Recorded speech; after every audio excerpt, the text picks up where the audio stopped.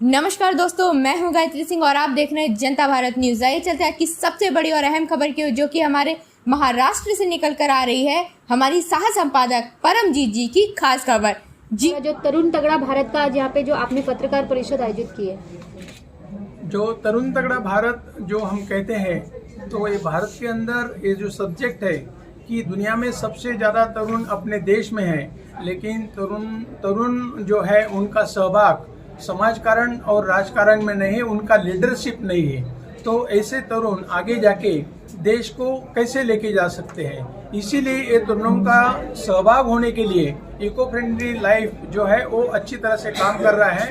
Practically जैसा एक पौधा लगाएगा तो 4 साल के अंदर उसको फल आते हैं और पूरे लाइफ लॉन्ग वो फल देते रहता है, वैसा ही एक तरुण अगर 4 साल में अपने पैर के ऊपर बिजनेस करेगा या सर्विस में आएगा तो उसके आगे वो पूरा जिम्मेदारी घर की और देश की उठा सकता है। और ये बहुत सिंपल सा चीज़ है कि जो हमें करना है ये वो सोच में उसके डालना है। अगर जब तक हम ये सोच नहीं डालते हैं तब तक ये हमारा जो अभी चल रहा है वो चलते ही रहेगा और उसमें कोई भी प्रॉब्लम सॉल्व नहीं होगा।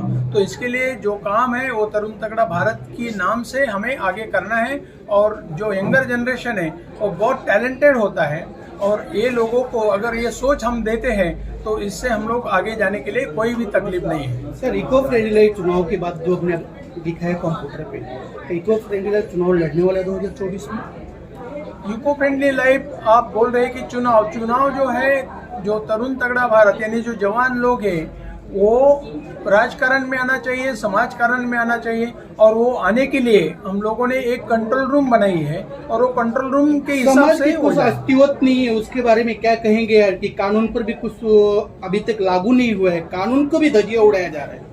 क्या कहा आपने, रिपीट कीजिए। कानून का भी धजिया उड़ाया जा रहा है, सम्मानित नहीं हो रहा है कानून, उसके बारे में क्या कहना है? अभी जो कानून है, जो संविधान है, उसके बारे में आप बोलते हैं कि जो धजिया उड़ाया जा रहा है। देखो, कोई जो सोच है, जो विचार है, वो आपके अपने देश के बारे में, देश के प्रति अगर नहीं होगा तो ये जो चल रहा है वो ऐसा ही चलते रहेगा। वो अगर नहीं चलने का है तो उसी के लिए इको फ्रेंडली लाइफ क्या कहता है कि अपने देश के अंदर अगर हमें प्रगति करना है, जो संविधान है वो हमें इम्प्लीमेंट करना है, जो कायदा है वो हमें समझना है, तो ये खाली तरुण तगड़ा भारत ही कर सकता है, क्योंकि उनके अंदर अच्छे सोच है। जो अभी काटेरी झाड़ है, जो पॉलिटिक्स है वो बहुत डर्टी है और इसीलिए हम लोगों ने जो राजकारण तैयार किया है, जनता राजकारण, जो जवान लोग करेंगे और ये जो राजकारण आएगा तो पूरा संविधान इम्प्लीमेंट होगा। कायदे का धज्जिया कौन भी नहीं उड़ा सकता है, क्योंकि अपने देश के लिए है। प्रशासन का अंकुश ही नहीं है। कितना भी निवेदन और पत्र देते हैं उसके अमल बजौनी नहीं होता है प्रशासन का, उसका क्या कहना है? ये कभी भी नहीं होगा, क्योंकि अभी का जो सिचुएशन है इसमें ये इतना सेमलेस सिचुएशन है कि इसमें शासन और प्रशासन दोनों कोई फिक्र नहीं करता है, क्योंकि उन्हें मालूम है कि हम कुछ भी करेंगे तो ये आएगा, बी आएगा, सी आएगा, अल्टरनेट ये काटेरी झाड़ों में से एक काटेरी झाड़ जाएगा, दूसरा आएगा। तो ये एक कोटि के अंदर ही ये सब चक्र जो डिस्ट्रक्टिव है, जैसा मैंने बताया, चालू रहता है। वो जब तक हम लोग ब्रेक नहीं करते तब तक ये होते रहेगा। ये अगर ब्रेक करते और तरुण तगड़ा भारत आता है तो ये सब बिल्कुल नहीं होगा।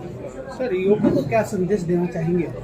लोगों को इंडिया के अंदर युवकों को क्या संदेश देना चाहेंगे इको फ्रेंडली? ये अभी इको फ्रेंडली लाइफ की ओर से इतना ही संदेश हम देते हैं कि ये भारत का जो भी समस्या है ये हम लोगों ने क्रिएट किया हुआ समस्या है। जो प्रॉब्लम हम लोगों ने बनाए हैं उसको सॉल्व करने के लिए हम लोग दूसरे के पास नहीं जा सकते। तो इको फ्रेंडली लाइफ का कहना है कि अगर तरुण तगड़ा भारत बन जाता है 139 करोड़ से जो नए लोग तरुण सामने आते हैं तो पूरा भारत का चेहरा मोहरा 4 साल के अंदर बदल हो जाएगा।